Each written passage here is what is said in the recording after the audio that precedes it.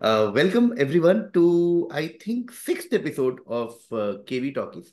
केवी Talkies वो series है जहां हम फिल्मों की बात करते हैं, जैसा कि नाम से समझ आ रहा है। We've done 5 episodes so far. Please playlist में check out all the 5 episodes. I've done one episode. First episode was with Vishwas Sharma, where we talked about recycling in cinema. Then we've talked with Sahil Shah on horror as a genre. I talked to Hitesh Kevalia about Rishikesh Mukherjee films. I've talked to Rohan Desai on दीवार। I've talked to Sriti Jha on Guide। तो ये 5 episode हो चुके हैं। आज sixth episode is very special. One of my favourite people, one of your favourite people on this channel. You've loved him in quizzing, you've loved him in random musings, and anything, anytime he comes on the channel. और आज I've called him not just because he's a fantastic person, but he's also an actor, also a director, also a writer, and also a poet. तो ये सब सोच के हमने सोचा कि आज हम थोड़ी पोइट्री की बात करें, थोड़ा हिंदी सिनेमा के लिरिक्स की बात करें। कैसे कैसे लिरिक्स होते थे, कैसे हैं, क्या हुआ नहीं हुआ, जो भी हमारा मन करे। And just before I call our guest, this is a member only stream. We do member only streams on our channel, which is specially for our members. This is one perk that they get where they can join us, just like Nikunj and Subhashmit have joined us right now. And this might be available later for everyone. But while this is being done live, this is only being done with our members. चलिए इसी बात पे, talking of exclusive, exhaustive, nice people, give it up for Gopal Dutt GD.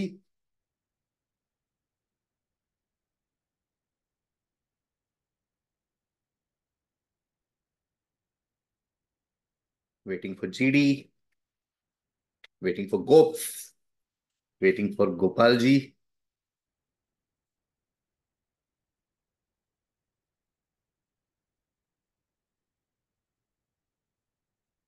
तब तक anything that you guys want to say, Subhash Smith and Nikunj, about Hindi cinema, lyrics, anything that you like, any particular lyricist that you like, any particular music album that you guys like, any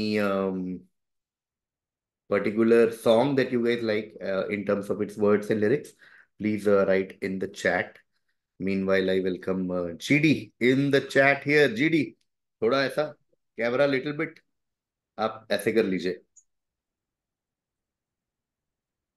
hello hello hello. Yes, welcome GD. Camera थोड़ा आपका ऐसे हो गया है, इसको वो कर दीजिए बस, तो मजे आ जाएंगे। 90 degree rotate. I think some technical issue हाँ, इसीलिए मैं आ चुका स्ट्रीम है। के पहले ही कह रहा था कि आप और जाओ। सेट हो गया था हमारा। वैसे ही रहे। Yes, done done done done. Welcome GD, welcome welcome welcome welcome welcome welcome welcome welcome welcome. GD, can you hear me?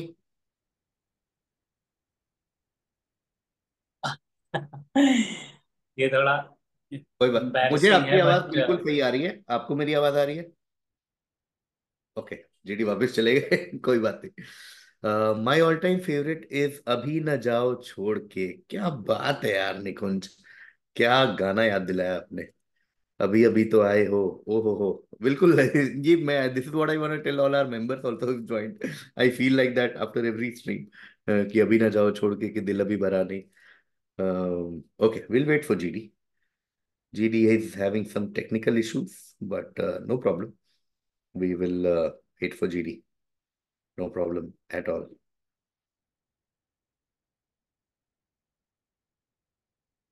अभी न जाओ छोड़ के, कि दिल अभी भरा नहीं। सुभाषमित, which is your favourite favourite lyrics? थोड़ा ये सब बोल देते हैं। मेरे तो बहुत सारे फेवरेट्स हैं। Every time I think of lyrics, and I'm going to talk more with GD when he comes back, is essentially I would love to talk about music from the past, lyrics from the past, when Indian lyrics was highly dominated by poets, actually. That was the era in the 50s, 60s, even later, but then it became more commercialized. It became more, how do I put it, more like assembly line. And then, but we've always had a parallel track of great poets writing lyrics for Indian cinema.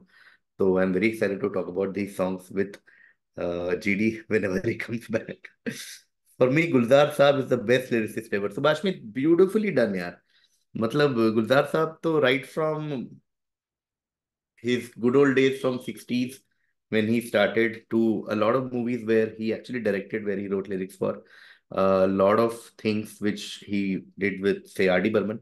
Many of those albums from Masoom, etc., Parichay, and a lot of movies that he made. And then, of course, later his collaboration with Vishal Bhardwaj and even Ram Gopal Verma in Satya. So many beautiful albums.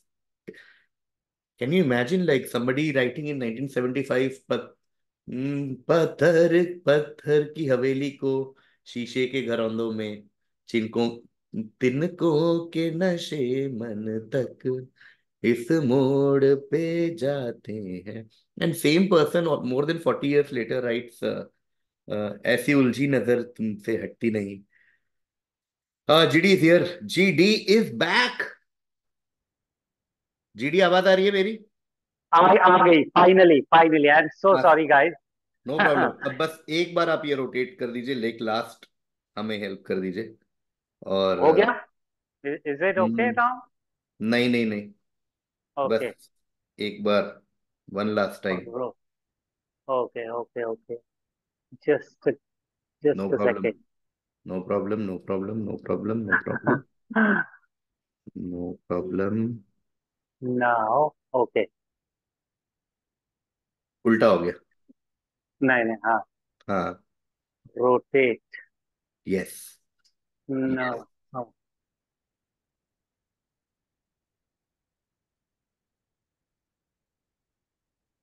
नहीं. I can't find rotate का वो. अभी तो but किया था हमने call के पहले.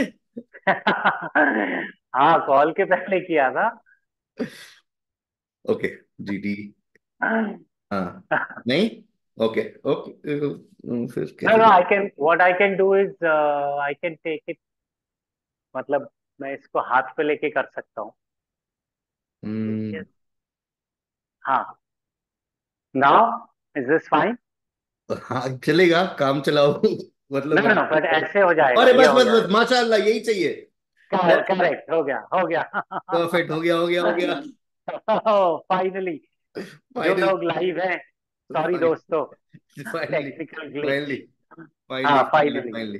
चलो. Okay. Let's begin. Let's begin. Let's Heavy begin. हाँ. Talkies episode 6 with Gopalji, GD, fellow, हाँ. more importantly friend, but more importantly also poet, writer, actor, lot of things. GD, आज हम बात कर रहे हैं हिंदी सिनेमा में लिरिक्स की. करेक्ट. हाँ. तो मैंने just as a starting point मैंने अपने फेवरेट पोएट और लिरिसिस्ट साहिर की बुक उठाई, और मैंने सोचा मैं रैंडमली कोई भी पेज खोलूंगा और जो हाँ लिरिक्स हाँ. होंगे उससे मैं आज के बस एक आगाज करना चाहता हूँ आज के एपिसोड में. वाह वाह. तो देखते हैं कि कौन सा पेज में कौन सा गाना खुलता है. हाँ. ठीक है. ओके. इसमें कुछ कोई इसमें गाना नहीं है. सॉरी दोस्तों, ऐसा नहीं है, गाना आया नहीं रहा. बुक है तो इसे बीच बीच में लिरिक्स लिखे हैं. तो ये मत समझना मैं कोई लिरिक्स इग्नोर कर रहा हूँ. पहला ही लिरिक्स काफी एक तरह से कंटेक्चुअल भी है. 1959 की फिल्म है धूल का फूल, हम्म. जिसमें उन्होंने लिखा था, तू हिंदू बनेगा ना मुसलमान बनेगा, ओ इंसान हो. की हाँ. औलाद है इंसान बनेगा. हाँ. मतलब कितना सिंपल लगता है ना अभी पढ़ के, कि क्या हाँ. सिंपल सी बात है, बट कितनी कितनी ज्यादा डीप बात है ये. तो hmm. Let's start from here. GD, आप कंफर्टेबल हो क्या? आपने फोन पकड़ा हुआ है क्या? हाँ, मैंने फोन पकड़ा हुआ है. अरे कुछ तो करते हैं, ऐसे थोड़ी आप आधे घंटे फोन मैं पर. कर सकता हूँ नहीं, but it's okay. I think मैं, ये सही, नहीं. अगर ये फ्रेम सही है तो चलेगा. हाँ बट फिर ऐसा. हाँ हाँ, बट अब दिस इज व्हाट, वो फिर मुझे डर है कहीं हिल ना जाए फिर से. नहीं, मैंने ट्राई उसे करते हैं, जस्ट ट्राई करते हैं. नहीं नहीं, अच्छा. इतने टाइम ऐसे पकड़ेंगे तो. हाँ एक हाँ. लास्ट ट्राई, एक लास्ट ट्राई गाइस. हाँ हाँ हाँ. ठीक है. सॉरी सॉरी के नहीं नहीं, लिए. No problem. अब हाँ. हाँ हाँ. लेकिन ये फिर से घूम गया आई थिंक. नहीं नहीं नहीं, घुमाए, बिल्कुल परफेक्ट है. परफेक्ट है. परफेक्ट है. चलिए फिर चलिए. आप घूम गया. ओ नहीं, अब वापिस आ गया. ठीक है, अब एकदम बस. ठीक है. अब परफेक्ट. ना वी आर कुछ नहीं डन, करेंगे. We are done. कुछ करे नहीं आप करेंगे. कुछ नहीं करेंगे. हाँ. कुछ नहीं करेंगे. तो इसी बात आप से कुछ शुरू नहीं. करते हैं. जीडी, मेरा पहला क्वेश्चन आपसे ये है. ऑब्वियसली आप बहुत कुछ हाँ. बोलोगे लिरिक्स के बारे में, बट सिंप्लिसिटी इन लिरिक्स, क्योंकि देखो क्या होता है, आमतौर पे ऐसा लगता है जब इंसान कोई हम्म। पोएट्री पढ़ता है या किताब पढ़ता है या गाना सुनता है, तो अगर ऐसे टफ हाँ। वर्ड्स आते हैं तो हम अपने आप हमें लगता है नहीं नहीं ये बड़ा अच्छा है, बड़ा अच्छा है, समझ ही नहीं है, ये समझ नहीं आया, करेक्ट। बहुत अच्छा है, ऐसा कुछ हाँ। तलफ्फुज लिख दिया, तबस्सुम लिख दिया, समझ ही नहीं आया। But correct. ऐसा सिंपल चीजों को हम इग्नोर कर देते हैं कि अरे ठीक है। बट कई बार हाँ। दोज आर द वो ना, कि भाई इतने सिंपल वर्ड्स में अगर आपने लिख दिया तो क्या ही बात है। तो यहाँ से शुरू हाँ। करते हैं, क्या बोलते हैं आप? तो मुझे मुझे लगता है केवी कि सिंपल और कठिन की बात नहीं है, बात हम्म यह है कि आप बात क्या कह रहे हैं, हम्म आपका थॉट क्या है उसके पीछे। हम्म और मतलब जो लोग सिंपल भाषा में लिखते हैं, वो बहुत बड़ी बात है और वो हम्म ग्रेटनेस है जो आप हम्म एक पॉइंट के बाद अचीव हम्म करते हो। बट हम्म बात यह है कि जो आप बात कहना चाह रहे हो, हम्म उसके लिए आप सही शब्दों का सिलेक्शन, चयन कर रहे हो कि नहीं कर रहे हम्म हम्म हो। हम्म और वो कठिन और उसकी बात नहीं है। बात ये, सबसे पहली बात तो ये है कि आप कुछ कह रहे हो उस पोइट्री में, उस गाने में या नहीं, मतलब हम्म वो हम्म पहली बात है मुझे लगता है। वो हम्म। सिंपल कॉम्प्लिकेटेड तो बात की बात बात है। की बात है। पहले है कि थॉट, हम्म और फिर वो थॉट, वो विचार हम्म आप कितना सिंप्लिसिटी के साथ, कितना इजी एक्सेस करके लोगों को देते हो। Because hmm as an artist आपका पर्पज यही है कि ये जो एक थॉट है, हम्म जो कि मुझे लगता है कि इम्पोर्टेंट थॉट है, वो कैसे ज्यादा से ज्यादा लोगों तक पहुंचे। तो एक एग्जांपल दीजिए आपके दिमाग में जो आता है कि यार ये क्या लिखा था इन्होंने, ऐसा। जैसे जैसे यही गाना जो आप कह रहे हो ना, न हम्म तू हिंदू बनेगा न मुसलमान बनेगा, हम्म इंसान की औलाद है इंसान बनेगा, ये हम्म कितना, ये सुनने में जितनी सिंपल बात है, ये उतना ही डीप थॉट।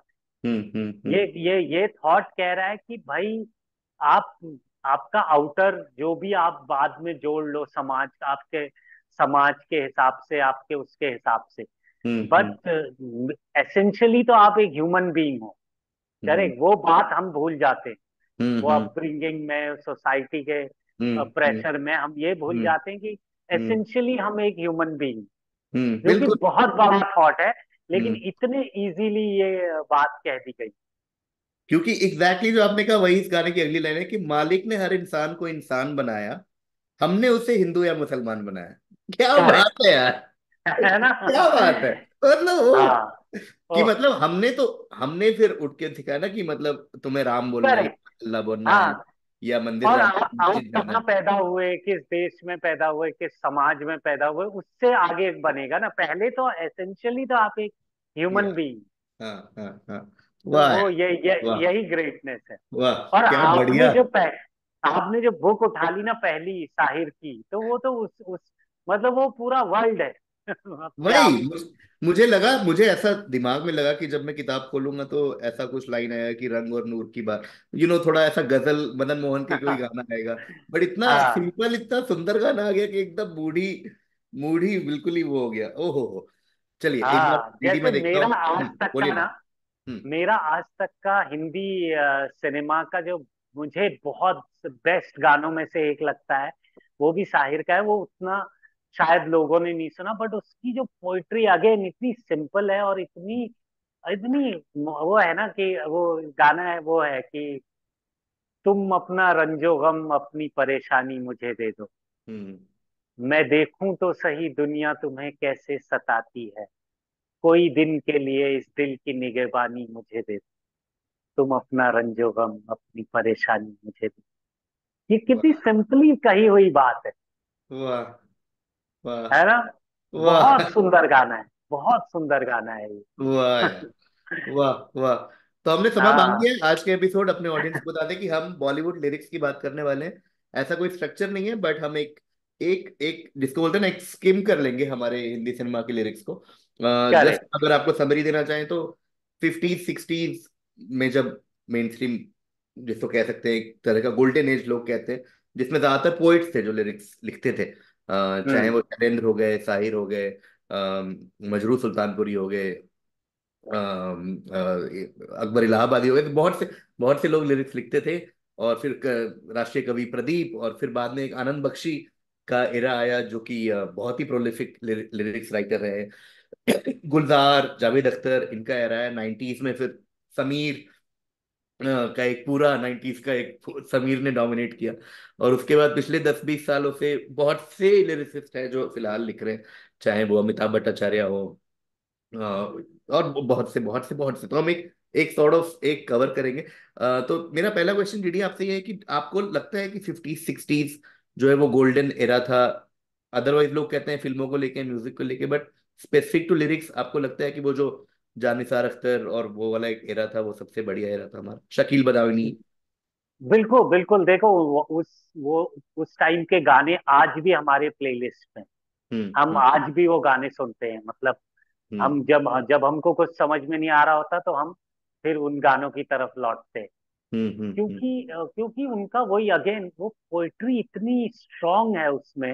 हम्म। उसमें जो कही हुई बात है वो आप सोचो कि बाकी दुनिया की जो वो है, बाकी जो कंडीशंस हैं, बाकी जो सिचुएशंस हैं, बहुत बदल गई है। हम्म।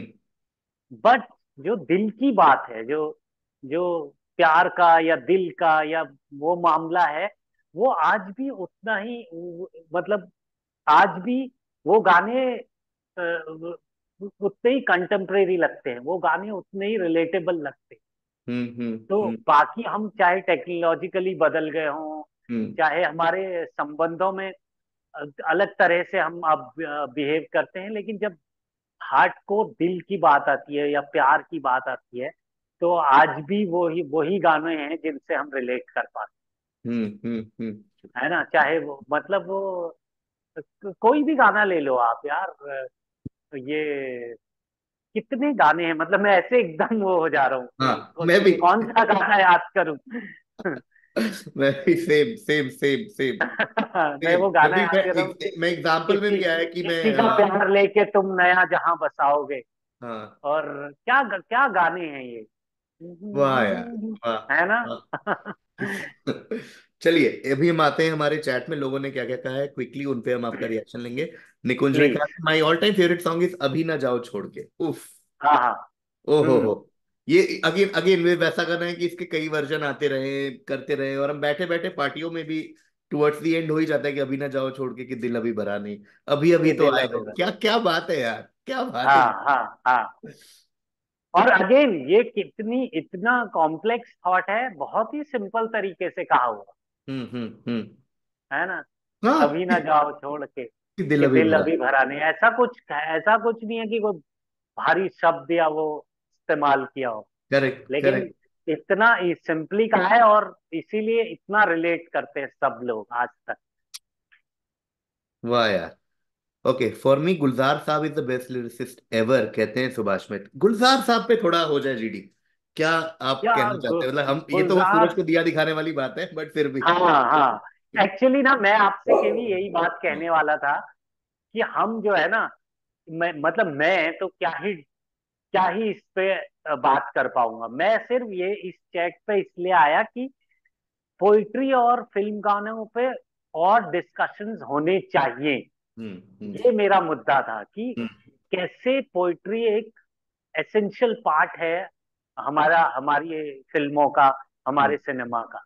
हम्म। जैसे जैसे आपने बोला कि शुरू से कवि जो हैं वो हम्म। अट्रैक्ट हुए, बड़े बड़े कवि, चाहे वो हिंदी के हों चाहे वो उर्दू के हों, वो हम्म। सब सिनेमा से अट्रैक्ट हुए, आए हम्म। और उन्होंने अपना कंट्रीब्यूशन दिया।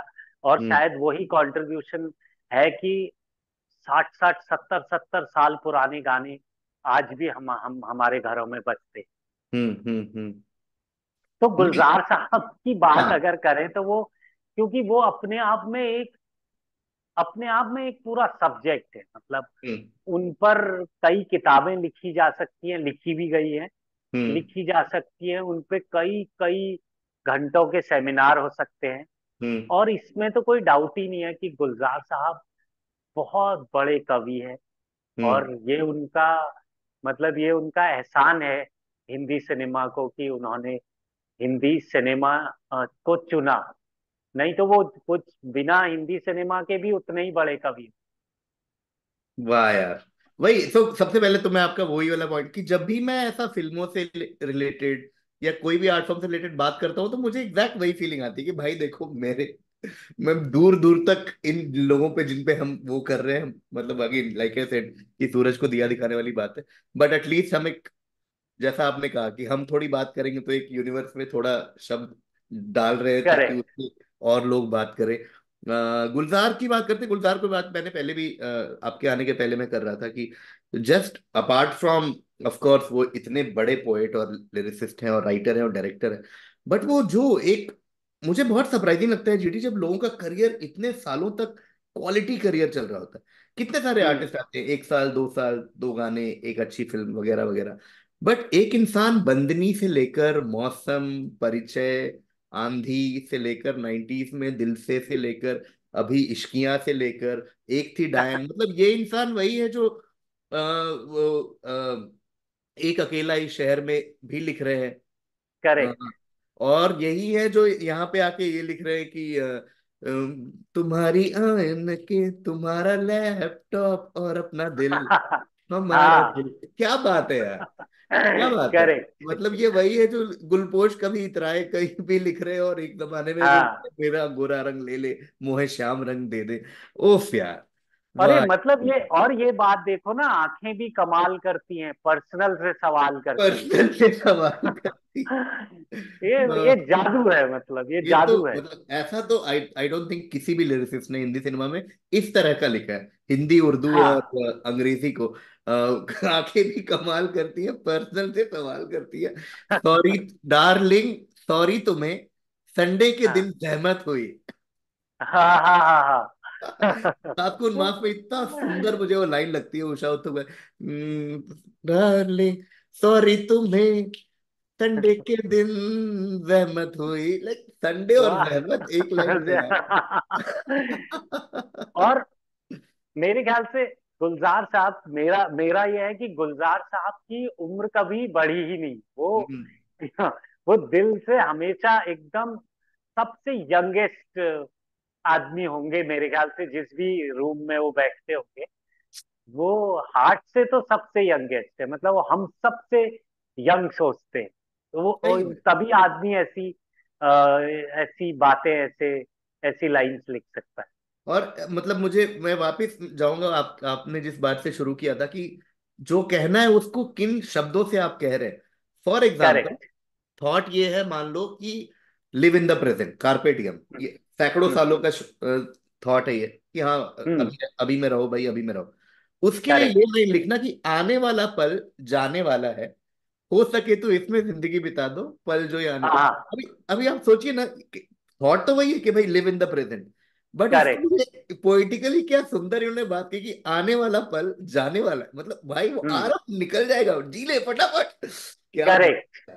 बात और उनकी तो अभी, उनके वही मैं कह रहा हूँ, हम बहुत छोटे हैं उनके बारे में कुछ भी कह पाने के लिए। लेकिन उनकी जो, उन्होंने जो कॉम्प्लेक्स पोइट्री की है इजी वर्ड्स में, और जो कॉम्प्लेक्स मेटाफर्स, जो बिंब, जो वो दिए हैं गानों में, मतलब वो जैसे बहुत कितने गाने, वो गाना मुझे हमेशा इतना अच्छा लगता है कि जहां से तुम मोड़ मुड़ गए थे, वो मोड़ अब भी वहीं पड़े हैं। वो मतलब ओहो। और कि जबां पे अब भी मोड़, है नाम। ओहो, ओहो। ओहो। मोड़, ओहो। उसमें एक लाइन, अगली लाइन ऐसी है कि मुझे एग्जैक्ट याद नहीं है, बट माफ करना दोस्तों, बट ऐसा कि जबां पे नाम है अब भी तेरा, आवाज में पड़ गई दरार। ओ मतलब ये क्या इमेजरी है यार ये। मतलब आवाज मुझे में पड़ गई दरार। ये जो मैं एक फेज था गुलजार और आर डी बर्मन का कॉम्बिनेशन का, जिसमें इस तरह के कई हाँ। सारे गाने हैं। इसमें से जैसे आंधी हो गया वो एल्बम, ठीक है। आंधी में वो जो गाना है कि ऑफ कोर्स तुम आ गए हो नूर आ गए, कित अगेन अभी कितना ट्रिप करेंगे गुलजार पे, कि लेकिन कितना सिंपल सा थॉट है, तुम आ गए हो नूर आ हाँ। गया। अगेन सब लोग बोलते हैं हाँ। कि you bring sunshine to my life, you bring light to my life, आप रूम में घुसते करेक्ट। हैं उजाला हो जाता है, थॉट तो वही है। लेकिन देखिए हाँ। अगली लाइन में, यू सी की नॉर्मल पोएट और गुलजार में क्या फर्क, तुम आ गए हो नूर आ गया, नहीं तो चरागों से लौ जा रही थी। लौ अरे जा रही। यार, तो तुम ये तो लाइट में क्या है, बिकॉज अभी जा ही रहा था यार, चरागों से लौ हम्म। ओफ, ओफ। तो चलिए ये मतलब, यही, ये हाँ। गुलजार साहब पे तो कई महीने बिताए जा सकते हैं ऐसे ही उनका एक एक भाई गाना मुझे लेके मुझे अपने। बात करते हुए रियलाइज हुआ कि गुलजार पे ही एक अलग से स्ट्रीम करनी पड़ेगी। लेकिन देखते हैं, करेक्ट। तो आगे बढ़ते हैं, देखते हैं हमारे लोग और क्या कह रहे हैं। निकुंज कहते हैं Shailendra is probably the all time GOAT. चलिए शैलेंद्र पे आ जाते हैं। पहली बात, हाँ बिफोर उनकी पोइट्री की बात करें, मुझे शैलेंद्र जी से खास इश्क इसलिए क्योंकि शैलेंद्र जी का जो, वैसे तो उनका जन्म रावलपिंडी में हुआ था, पर उनका जो हाँ। परिवार है, उनका पैतृक गांव और मेरा, मतलब हम दोनों आरा जिला के लोग हैं। वाह। और शैलेंद्र आरा जिला के थे और उनका परिवार आरा जिला का था, और वो बहुत ही ठोक के उनका अपने कल्चर के साथ शैलेंद्र जुड़े हुए थे। इसीलिए उन्होंने तीसरी कसम बनाई, जो कि मतलब बहुत ही ऑथेंटिक, एकदम ही मतलब रूटेड फिल्म थी, जिसके गाने भोजपुरी में थे। और हम्म। मतलब उन्होंने कास्ट किया दो लोग जो बिहार से बहुत दूर थे, राज कपूर और वहीदा रहमान, लेकिन उनको हाँ। उन्होंने इतना अच्छा बिहार के उसमें चलत मुसाफिर वगैरह जो गाने उन्होंने बनाए उसमें, और मतलब उसमें हम्म। कि उस फिल्म की वजह से शायद उनका मतलब उनका फिल्म नहीं चली, और उनका उनकी उनकी तबीयत और खराब हुई, और कॉज्ड हिज डेथ, बहुत लोग कहते हैं, फॉर तीसरी कसम। But he did it. तो शैलेंद्र तो मतलब हमारे लिए बहुत ही बहुत बहुत स्पेशल है। जिन लोगों को नहीं पता, शैलेंद्र मोस्टली, अगर आपने राज कपूर शैलेंद्र की एक जोड़ी काफी सालों तक, तो शैलेंद्र की कहानी वैसे ही बहुत इंटरेस्टिंग है। जावेद अख्तर साहब ने एक बार बहुत डिटेल में उनकी स्टोरी सुनाई थी कि वो कैसे बॉम्बे आए थे, और वो कैसे नौकरी करते थे, और वहां कैसे वो हम्म। डिस्कवर हुए, और क्या क्या बदल गया। बट चलिए जीडी शैलेंद्र। बट उनके जो उनके कंटेम्परेरीज थे उन्हीं के बीच शैलेंद्र बहुत बड़े, उनको बहुत रिस्पेक्ट थी और बहुत बड़े पोएट के रूप में उनको देखा जाता था, मतलब करेक्ट उनको करेक्ट बहुत करेक्ट मानते थे लोग तभी। Correct correct. ये एक पूरा एक जो आरके फिल्म्स का एक, पहले पहले के जमाने में और अभी काफी टाइम तक ये चीज चली, बट अब थोड़ी बदल गई है, कि बड़ा सा फिक्स होता था लोगों का। जैसे आपको पता है, अगर आप ऐसे क्विजर आप मुझसे पूछे कि कोई पुरानी फिल्म बोले और बोले म्यूजिक डायरेक्टर कौन है, लिरिसिस्ट, अगर मुझे याद भी नहीं हो तो मुझे डायरेक्टर पता हो तो मैं सॉर्ट ऑफ गेस कर लूंगा। आप समझ रहे हैं, क्योंकि बड़ा फिक्स रहता था कि राज कपूर हाँ के साथ शंकर जयकिशन का म्यूजिक होता था, और साथ में हसरत हाँ। जयपुरी और शैलेंद्र होते थे। तो एक एक वो बड़ा कॉम्बिनेशन कॉम्बिनेशन सा था शैलेंद्र और राज कपूर का। Correct. Okay. Shailendra songs in 50s and 60s still हम बट टुडे। मैं आपको एक इंटरेस्टिंग बात बताता हूँ केवी, हाँ। क्योंकि मैंने भी एक दो फिल्मों में गाने लिखे हैं जो हम्म। कि मतलब बहुत ही सामान्य ही है, उसमें ऐसा कुछ वो हम्म नहीं है। तो हम्म मुझे जो लगता है ना, एक ये बात करना बड़ा जरूरी है कि हम्म पुराने गानों में कैसे वो पोइट्री इतनी अच्छी होती थी, और कैसे नए गानों में, मतलब अब तो जो नए लोग हैं उन्होंने क्रैक कर लिया है, बट बीच में तो मामला हिल गया था। वो हम्म मेरे मुझे लगता है पर्सनली कि उसका एक बड़ा कारण क्या है पता है। पहले लोग गाने लिखते थे और उस पे ट्यून बनती थी हम्म पुराने जमाने में। हम्म और बाद में क्या हो गया कि हम्म ट्यून पहले बनने लगी हम्म और उसमें आपको शब्द बिठाने होते हैं। हम्म आजकल आजकल जो होता है, और बहुत टाइम से ऐसा होता है कि करेक्ट। म्यूजिक डायरेक्टर एक ट्यून बना के देता है लिरिसिस्ट को, हम्म और कहता है कि इसमें ये ट्यून है, ये बीट्स है, हम्म तो इसमें आपको लिखना है गाना, वर्ड्स बिठाने। तो हम्म वो वर्ड्स बिठाने के चक्कर में मुझे पर्सनली ऐसा लगता है कि मतलब पार्ट ऑफ पोइट्री जो है वो कॉम्प्रोमाइज हो। हम्म जबकि ये जो पुराने शायर हैं, चाहे साहिर हो, शैलेंद्र हो, या हम्म मजरू साहब हो, हम्म वो या शकील बदर, बहुत सारे लोग जो मुझे ऐसा लगता है वो, क्योंकि उनके पास ये वो नहीं था कि आपको इसी मतलब वो बाउंड्री नहीं थी कि इन्हीं हम्म बीट्स और इसी ट्यून में आपको शब्द बिठाने। तो हम्म इसलिए शायद वो गानों की पोइट्री थोड़ा अलग नजर आती। बट अभी के जो नए जो सिंगर है, चाहे वो नए जो लिरिसिस्ट हैं, सॉरी, चाहे वो अमिताभ भट्टाचार्य हो, वो क्या लिखते हैं यार और मेरे को तो मेरा हेड्स ऑफ है कि मेरी समझ ही नहीं आता जब मुझे कोई ट्यून देता है कि इस पे लिख दो, तो मेरे कई दिन खराब हो जाते हैं हाँ कि हाँ कैसे इस पे बैठाना है यार, जिसमें मीनिंग भी आ जाए, हाँ ब्यूटीफुल भी हो जाए। और वो बड़ा मुश्किल काम है जो जावेद साहब करते हैं, या जो भी जो आप आज के जो है गुलजार साहब भी, मेरे ख्याल हम्म गुलजार साहब ने वैसे भी काम किया होगा कि हम्म पोएट्री दे दी कि ये लो। पोइट्री, और आज ऐसे भी कर रहे हैं, तो मुझे बहुत ही मुश्किल लगता है ये काम।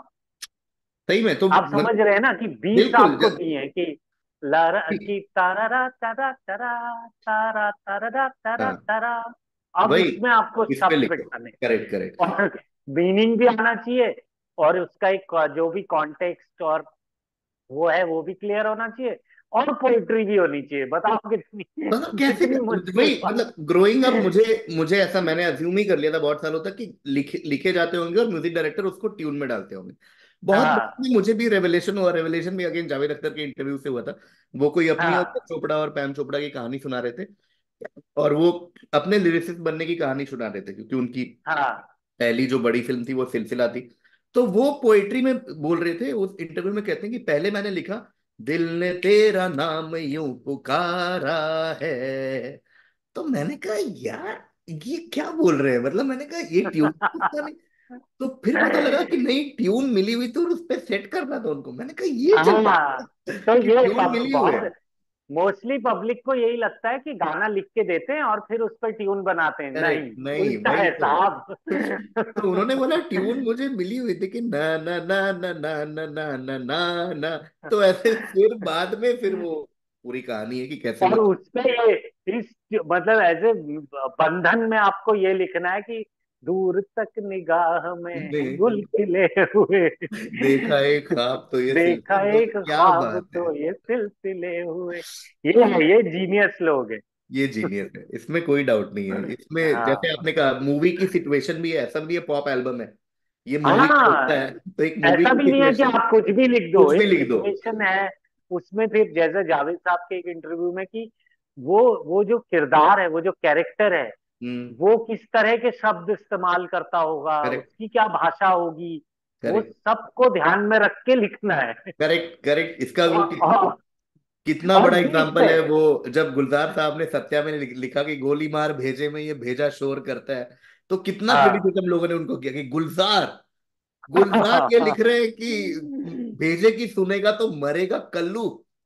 तब उन्होंने कहा कि बट भाई मतलब गैंगस्टर गाने गा रहे हैं यार, तुम्हें क्या लग रहा है। करेक्ट। गैंगस्टर तो नहीं हाँ कहेंगे ना कि देखा है ख्वाब तो ये सिलसिले हुए दूर सिलसिले तक हुए नहीं। करेक्ट। वो तो ये वाह वाह वाह। ओहो।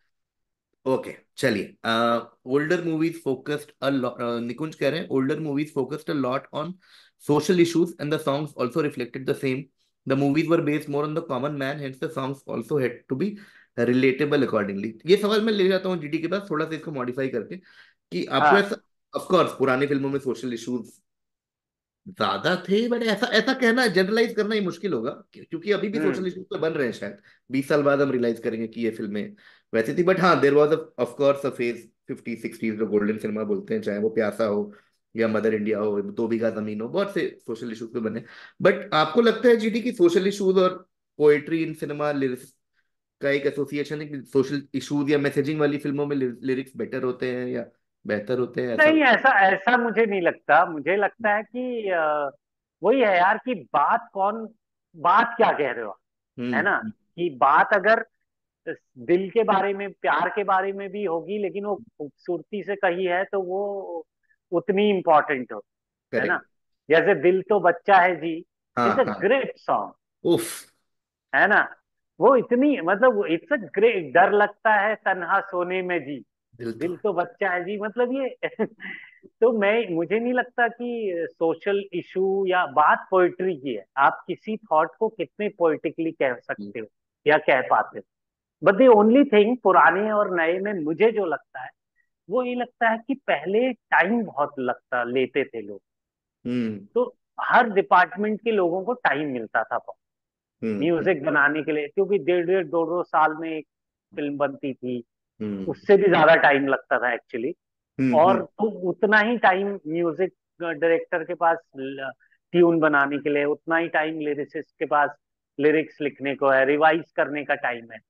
जो नए में क्या है ना कि टाइम बहुत कम है, कि आपको मतलब 6 महीने में भी ज्यादा कह रहा हूँ कि ओवरऑल प्रोसेस है 6 महीने, उसमें 1 महीने में आपको शूटिंग करनी है, 1 महीने में एडिटिंग करनी है, उसमें प्री प्रोडक्शन पोस्ट प्रोडक्शन सब मिला के हम्म 6 महीने, तो उसमें टाइम ही नहीं है। तो मुझे लगता है इसलिए थोड़ा सा जो पोइट्री है वो कम हुई है नए गानों में, हम्म नए जमाने के गानों में। हम्म हम्म हम्म बट फिर भी बीच बीच में ऐसे आती रहते हो कि मेरे दिमाग में पूरे टाइम अब वही चलेगा जीडी, बिकॉज यू सेड। किसको पता था पहलू में रखा दिल ऐसा पाजी ही होगा। हम तो हमेशा समझते थे पाजी। ओ, दिल सा कोई कमीना नहीं, क्या बात है। दिल तो करेक्ट। अच्छा है जी। दिल तो ओके। बच्चा है। नरेंद्र सिंह, तो आपकी नजरों ने समझा convey so much complexity with so much subtlety. ये तो बहुत ही खूबसूरत गाना है, बहुत ही प्यार में सरेंडर नहीं वाला है। देखो, कई सारे गाने ऐसे हैं कि हम्म जिन पे पूरी पूरा लिटरेचर, मतलब पूरी पूरा रिसर्च वर्क, जैसे साहिर का वो गाना तो मतलब वो उस पे बुक्स लिखी भी हुई हैं, लिखी भी जा और भी लिखी जा सकती है। चलो एक बार फिर से फिर से अजनबी मैं हो वही, बन जाए हम दोनों। क्योंकि जब जीडी, सॉरी टू इंटरप्ट, जब आपने बोला हम ये स्ट्रीम करेंगे तो मेरे दिमाग में पहला गाना ये आया था, पहला।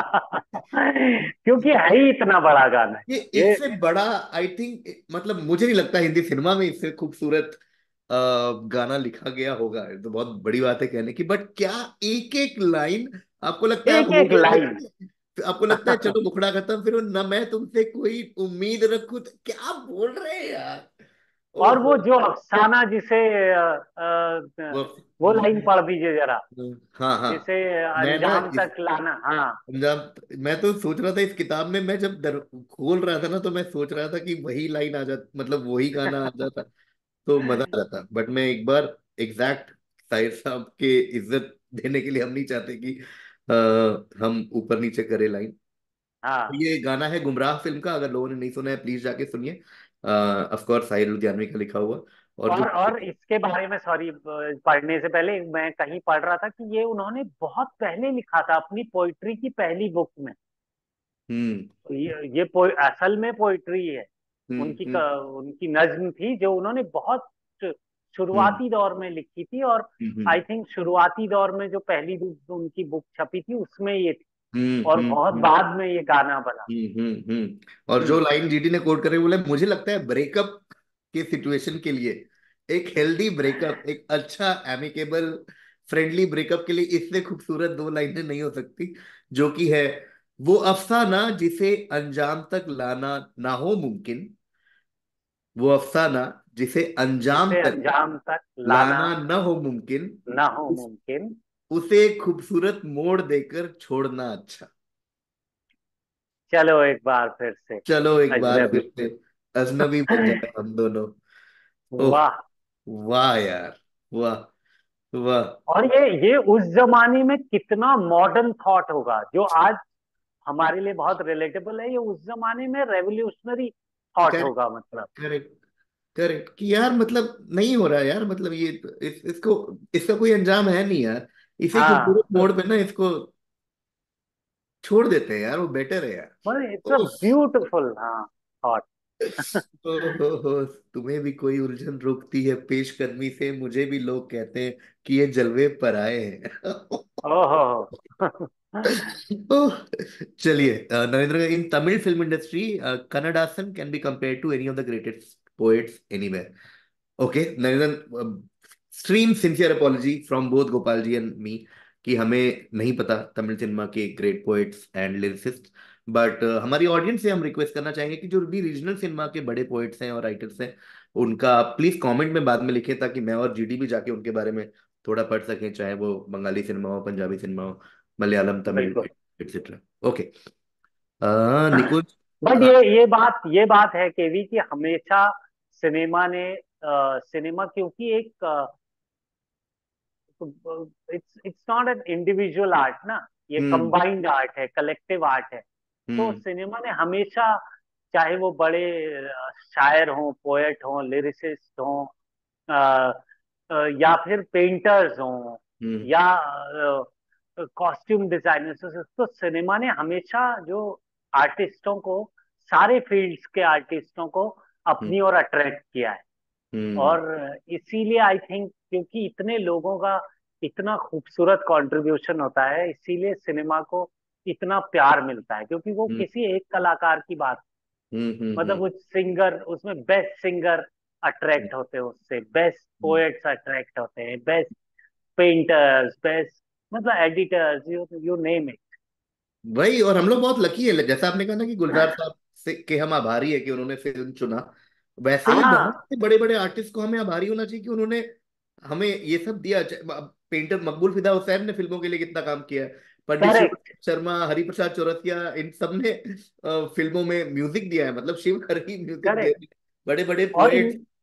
इनको जरूरत नहीं थी, पंडित रविशंकर, उनको हम्म। जरूरत नहीं थी ना सिनेमा हाँ में। हाँ। वो सिनेमा में आए, वो मतलब उसके लिए हम लोग उनके ग्रेटफुल करेक्ट होने चाहिए कि करेक्ट। भाई, मतलब नहीं तो गुलजार साहब नहीं आते तो वो बहुत बड़े कवि वैसे भी होते, लेकिन आई हम्म। थिंक जो इतने इतने लोगों तक, इतने कॉमन से कॉमन आदमी तक वो जो पहुंच है, हम्म। वो सिनेमा का जादू है।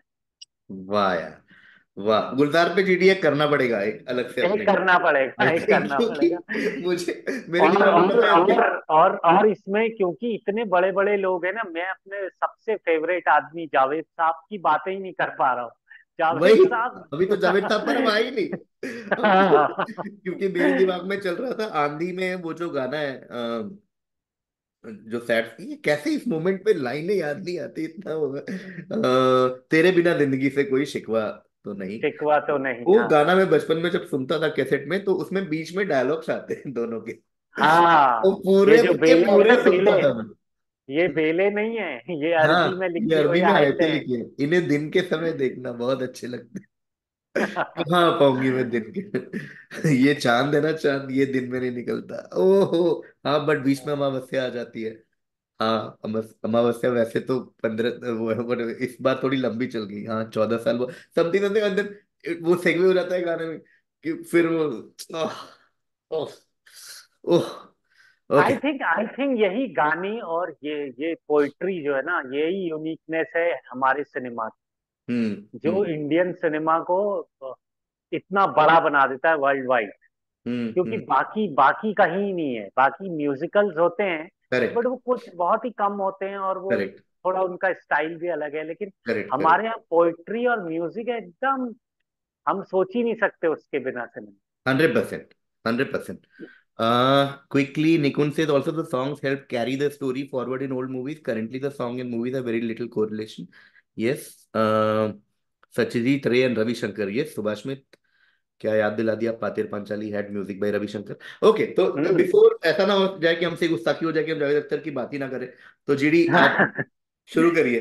पंछी नदियां पवन के झोंके, जीडी के बात को कौन रोके, आय हाय हाय, फरसे। नहीं नहीं यार, मैं तो उनसे वैसे ही इतना इम्प्रेस्ड हूँ ना, मतलब हम्म, मुझे तो उनका एक एक शेर उनको मुझे इतना पसंद है, जो फिल्मी, चाहे एक लड़की को देखा हो या, हम्म, मतलब उनका उन वो अगेन वो जिस तरह से Indian youth, Indian not just youth, Indian society की नब्ज को समझते हैं ना, हम्म, मेरे ख्याल से वो बहुत ही कम लोग समझ पाते हैं कि हम्म, उनकी भाषा में उन वो जो महसूस कर रहे हैं जावेद साहब वो कह देते, हम्म। तो वो नहीं मतलब, बहुत बहुत। क्या क्या मतलब, जावेद अख्तर साहब पे भी एक करना पड़ेगा हिस्ट्री बट हाँ, वो करना पड़ेगा वो। हाँ, कि उनको तो एक, ओवरऑल पर्सनालिटी की, उनका जो करेक्ट, विट, उनका जो ह्यूमर, उनका उनके जो इंटरव्यूज आप पूरे दिन देख सकते हो, उनकी किताबें पढ़ मैं सकते हो। देखता हूँ, हाँ। मैं उनके इंटरव्यू दिन भर देखता हूँ। उनका of course as a screenwriter इतने सालों में हमको इतना कुछ दिया उन्होंने, और उसके हम्म। बाद एज अ लिरिसिस्ट, और जो आपने कहा ना कि एक ग्रेट पोएट के साथ साथ एक ग्रेट फिल्म लिरिसिस्ट भी बनना, वो एक बहुत हाँ। बड़ा टैलेंट है। जो आपने कहा ना कि पोएट्री के साथ साथ गाने की सिचुएशन समझ के उस मीटर पे लिखना, फॉर एग्जाम्पल जावेद साहब के इवन इंटरव्यू से याद है कि उन्होंने एक बार इस गाने के बारे में बोला था, काटे नहीं कटते दिन या रात, तो हम्म। उन्होंने कहा था कि एलपी का म्यूजिक है, और जब मुझे ट्यून दी गई तो पता लगा कि इतना स्ट्रॉन्ग उसका एक वो है उस गाने का, dad dad dad beats dad beats है। Dad dad. तो उन्होंने कहा कि हाँ, तो मुझे जो शब्द लिखने पड़ेंगे वो शब्द भी हैवी लिखने पड़ेंगे, अदरवाइज वो वर्क करेक्ट। नहीं पड़ेगा। तभी वो उन्होंने ऐसे कहा, काटे नहीं कटते तेरी, तो मतलब अदरवाइज ये किसी तू मेरी जिंदगी है पे नहीं चलेगा ये। करेक्ट। देखा एक खाब, तो ये it has to be like, words have to be हाँ। ये नहीं। और मतलब इतने सालों तक उसके बाद भी रेफ्यूजी, बॉर्डर, लगान, मतलब मधुबन में कन्हैया, जो मतलब क्या क्या लिखा है यार जावेद अख्तर ने, उफ। उफ। तो मेरा मेरा मतलब इसमें एक मेरी जो मैं मुझे जो समझ आता है वो बात ये है कि इन्हीं सब, और जिनके हम नाम नहीं भी ले पा रहे, माफी दोस्तों, बहुत हाँ हाँ। सारे लोग हैं, करेक्ट। बहुत सारे लोग हैं। लेकिन इन लोगों का यही कंट्रीब्यूशन है कि सामान्य से सामान्य जन सामान्य तक पोइट्री पहुंची है। नहीं तो हम्म पोइट्री अलग रह जाती है ना। हम्म वही लोग जिनको पोइट्री में इंटरेस्ट होता, हम्म वही जाके ढूंढते पढ़ते। जैसे अंग्रेजी गानों में, हम्म अंग्रेजी साहित्य का उनका जो पॉप का जो म्यूजिक है उससे उस तरह का कनेक्ट नहीं। बट हम्म हमारे यहाँ के जो बड़े बड़े शायर हैं, हम्म। उनको वो, और उन्हीं उन्हीं की वजह से पोइट्री लोगों तक पहुंचती। यार क्या बड़ी जितना बात भी है। हिस्सा, हम्म। जितना भी करेक्ट, क्योंकि हिस्सा मुझे उसका लगता नहीं पहुंच है रहा कि है। जब जब गालिब एक 19th सेंचुरी दिल्ली में थे तो कॉमन लोग उनकी पोएट्री पढ़ते होंगे, मुझे नहीं पता, शायद नहीं पढ़ते होंगे। या हम्म। मीर या जो भी बड़े बड़े शायर हुए, क्योंकि एक बड़े ही छोटे सर्कल में, एक एक उस सर्कल में उनकी बातें रह जाती होंगी, और अभी जाके वो एक लोगों के पास पहुंची है with technology, with printing of books etcetera etcetera, और इजिली एक्सेसिबल हो गया है। But correct. ये अगर सिनेमा नहीं होता तो अगेन आज के डेट में भी पोइट्री उन किताबों में ही रह जाती, कि करेक्ट। जिनको मतलब वही मैं कह किताब खरीद के अगर आप पढ़ रहे हैं, जैसे मैं। और वही लोग उन्हीं लोगों तक पहुंचती जिनको पोइट्री में इंटरेस्ट है। करेक्ट। और इससे क्या हो गया कि सामान्य आदमी को भी एक खूबसूरत लाइन समझ आती है कि अरे वाह कितना, वो चाहे उसको उतनी बढ़िया ढंग से एनालाइज ना कर पाए, बट हम्म उसके पास वो एक बेसिक एप्रिसिएशन है of a hmm good poetic line, hmm you know. Hmm. तो वो वाह। हाँ, बट हाँ, just to also clarify to audience कि हमने ऐसा कोई प्रिपेयर करके और कोई लिस्ट तो बनाई नहीं, तो बहुत से गाने, बहुत से लिरिक्स छूट रहे हैं हमसे। मुझे बात करते हुए हाँ रियलाइज हुई कि कैफी आजमी की हमने बात नहीं की, तो फिर अब ये मत बोल देना कमेंट में कि how can you talk about lyrics without talking about dash. अरे बहुत मिस हो हाँ रहा हाँ। है। मतलब हाँ, मतलब नीरज के बहुत से गाने हमने, प्रदीप की बात नहीं की, कैफी आजमी करेक्ट। की, प्रसून जोशी की नहीं की, बहुत से और लिरिसिस्ट।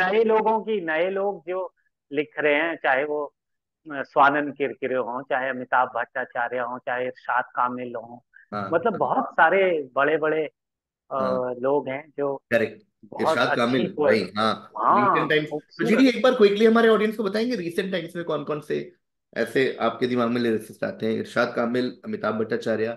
अमिताभ भट्टाचार्य यार, मैं तो बहुत बड़ा फैन हूँ यार उनका। सेम। वो जो मतलब जैसे ये जो गाना है मेरा बहुत ही फेवरेट गाना है नए गानों में, कागज के दो पंख लेके उड़ा चला जाए रे, जहां नहीं वाह जाना था ये वही वाह चला आए रे। वाह। और वो मतलब कितनी खूबसूरत बात, कितनी खूबसूरत ढंग से कही है। और से मतलब हाँ, उड़ान, लुटेरा, मतलब एक एक गाने इन दोनों एल्बम में मुझे इतने ज्यादा हाँ, पसंद है ना। संवार लूं, क्या सवार बढ़िया लूं, गाना है। उसमें एक लाइन आती है कि शिकायतें। वो म, म, यार अब मुझे एग्जैक्ट है, बट मेरे साथ भी यही हो मजे रहा मजे की, वो बहुत सुंदर है। लिखा है। हाँ मतलब पोइट्री वाइज आप हाँ, लोग अगर उसको सुने एक बार ध्यान बिल्कुल से, बिल्कुल बिल्कुल। पोइट्री वाइज बहुत बड़ा है वो गाना। हाँ, लुटेरा में संवार लो। दिया, सारे गाने बहुत प्यारे हैं उस फिल्म के। उड़ान, हम्म। चढ़ती लहरें लांग ना पाए, आजादी, बहुत बहुत बहुत बहुत अच्छा। Amitabh Bhattacharya I think in recent times रहे। प्रसून जोशी का भी एक फेस था जो मुझे बहुत ज्यादा पसंद था, रंदे अरे बसंती, बहुत मतलब, और दिल्ली से। तुझे सब पता है माँ, वो माँ मतलब तुझे सब हाँ पता है ना माँ। हाँ। क्या मतलब, मुझे भी याद है जब मैं वो फिल्म देख रहा था तारे जमीन पे, हम्म मतलब almost every one was crying जब ये गाना, हम्म। क्या इतना बुरा हूं मैं माँ, मतलब सब गा रहे थे। ये जादू है शब्दों का। हाँ वो इतनी, वही इतनी सिंपल बात है, इतने अच्छे ढंग से कही हुई है, इतने अच्छे ढंग से पिरोई है कि उसका असर देखो आप। अगर 500 लोग भी बैठे हैं थिएटर में, तो 500 के 500 रो रहे हैं। चलिए क्विकली दो तीन लोगों के थॉट्स ले लेते हैं और फिर खत्म करते हैं। हाँ यूजली के लास्ट थॉट लेके, सुभाष मित, can you guys talk about Ghalib's influence on Hindi songs? GD कुछ बोलना चाहेंगे गालिब के बारे में, गालिब? यार, वो तो अब अगेन वही है कि वो तो इतना बड़े आदमी के बारे में, क्योंकि हमारे बोलने से मतलब नहीं। बात यह है कि जितने भी पोएट हैं हमारे देश के, जितने भी शायर हैं, वो सब किसी न किसी तरह से गालिब से इन्फ्लुएंस है। हम्म और तो जब जब उसके उसमें जो लिखने वाले हैं, मतलब वो जो भी पोइट्री से जिसका वास्ता है, हम्म अगर वो ऐसा हो ही नहीं सकता कि वो गालिब से उसका वो इन्फ्लुएंस ना हो। हम्म और हम्म और हम्म गालिब की तो खुद की भी, मतलब उनकी जो गजलें हैं वो बहुत सारी फिल्मों में हम्म उनको करेक्ट संगीत, म्यूजिक करेक्ट दिया है। करेक्ट तो करेक्ट। वो तो बड़े यार, ये तो बड़े पोएट है, मतलब इनका इन्फ्लुएंस नहीं होगा तो किसका होगा। और हम्म। नॉट जस्ट हिंदी सिनेमा, मतलब वो पूरे जितना साहित्य है हिंदुस्तान का, उस सारा साहित्य उससे इन्फ्लुएंस है यार। Hmm hmm okay, Nikunj share variety of Javed sahab song is mind boggling. Correct भाई, मतलब क्या ही बोले हम, जावेद अख्तर साहब पे तो जीडी और मैं रुकेंगे ही नहीं। चाहे हाँ वो नंगा ही तो आया था और घंटा लेके जाएगा, अभी वही लिख रहे हैं। और वही एक जमाने में ये भी लिख रहे हैं कि रात की हथेली पे चांद जगमगाता है। मतलब क्या बोले। हाँ। और उनका उनका जो नॉन फिल्मी है वो भी सुनना चाहिए यार मुझे। इनकी गजल है कि हम्म अभी कुछ दिन लगेंगे। ओ हो, वो क्या उसको, मैं जो भी सुन रहे पढ़ देख रहे हमको, उनसे रिक्वेस्ट करूंगा कि एक बार जाके वो सुनिए कहीं इंटरनेट पे ढूंढ के। अभी वाह कुछ दिन लगेंगे नाम की गजल है। वाह वाह वाह। मतलब वो मुझे एग्जैक्ट शेर याद नहीं, बट आप पढ़िएगा कि वो कहते हैं कि जहां इतने मसाइल हैं, या जहां इतनी परेशानी, किसी का हम्म बेवफा होना, अ, मतलब मुझे एग्जैक्ट याद नहीं है, तो वो हम्म मैं हम्म वो नहीं कर पाऊंगा। बट वो कह रहे हैं कि जहां इतनी दुख तकलीफ है, किसी का बेवफा हो जाना कौन सी बड़ी बात है। हम्म ये बात ये बात दिल को पता तो है, लेकिन पूरी तरह से समझने में अभी कुछ दिन लगेंगे, ऐसा पूरा शेर का मतलब निकलता है। इतना ही बढ़िया गजल है वो। वाह वाह। चलिए, तो टुवर्ड्स द एंड बस दो चीजें हैं। एक तो जीडी, कोई थॉट, कोई विचार, कोई बात रह गई हो जो आप कहना चाहते थे इस बारे में, तो वो कह दीजिए। यार नहीं, मेरे को लगता है कि वही थोड़ा सा और लोगों को आना चाहिए, जो पोएट्स हैं। जैसे हम्म कई सारे लोग परहेज करते हैं फिल्म इससे कि नहीं नहीं हम, पर मुझे लगता है कि वो तो सिनेमा एक बहुत बड़ा आर्ट है। हम्म और इसमें सब तरह के लोग हैं, तो आप आर्टिस्टिक लोगों से मिलना चाहेंगे वैसे लोग मिल जाएंगे आप। तो मुझे लगता है जो कलाकार लोग हैं उनको आना चाहिए सिनेमा की तरफ, चाहे वो पोएट हो चाहे। चाहे और जैसा हमने कहा। हाँ, अ, करेक्ट। वाह वाह। चलिए, इस थॉट पे और मुझे ये भी याद आ गया कि निकुंज ने कहा कि यू डिडंट मेंशन कभी कभी। मतलब जैसे मुझे एक लाइन सॉरी सॉरी, पता जी नहीं जी, हाँ कितनी हाँ। सही है, बट ये मुझे कहनी है कि पोएट्स तो हमें हमेशा सिनेमा की तरफ आए, बट क्या क्या सिनेमा पोएट्स की तरफ गया कभी? हम्म हम्म ये बात है, क्या हमने ढूंढे कि कौन अच्छा लिख रहा है उसको लाते हैं? करेक्ट। वो शायद थोड़ा सा मिसिंग है, पहले जमाने में नहीं था। पहले जमाने में या वो शायद आ जाते थे, आई डोंट नो, बट मुझे लगता है कि थोड़ा सा जो मेकर्स हैं उनका भी एफर्ट होना चाहिए कि ढूंढ के कि कौन किस कोने में देश के लिख रहा है अच्छा, और क्या उसको को करेक्ट बुलाना चाहिए, उससे लिखवाना चाहिए। करेक्ट। मतलब होता भी होगा बट उस लेवल पे नहीं हो रहा है शायद, ऐसा हाँ मुझे लगता हाँ, बिल्कुल, मतलब पॉसिबिलिटी है। और हमारा सेल्फिश इंटरेस्ट भी है कि जितने अच्छे लोग आएंगे उतना हमें कुछ सुनने को मिलेगा अच्छा और है। करेक्ट। बेहतर। और समाज के लिए भी थॉट है कि ज्यादा से ज्यादा लोग अच्छी कविताएं सुन पाएंगे। ओके, कभी कभी की बात की आपने, निकुंज, हम उससे एंड करते हैं। चलो, इसमें क्या ही कभी कभी, मतलब अगेन साहिर साहब की one of the best written वो है, और उसमें काफी कंटेक्चुअल लाइन ये है कि मैं पल दो पल का शायर हूँ, पल दो पल हाँ मेरी कहानी है, पल दो पल मेरी हस्ती है, पल दो पल मेरी जवानी है। वही एंड कर देते हैं आज का स्ट्रीम, क्योंकि उसमें एक बहुत प्यारी लाइन बाद में आती है कि कल और आएंगे नगमों की खिलती कलियां ओहो। सुनने वाले, मुझसे बेहतर कह तुमसे बेहतर सुनने वाले, मुझसे बेहतर कहने वाले। ओह, क्या बात है यार, मतलब कितना हाँ स्मेरल है सब कुछ। आया, आज आया है, कल नहीं है। Petition for separate stream from Gulzar है जावेद साहब, नोटेड सुभाष मित्र।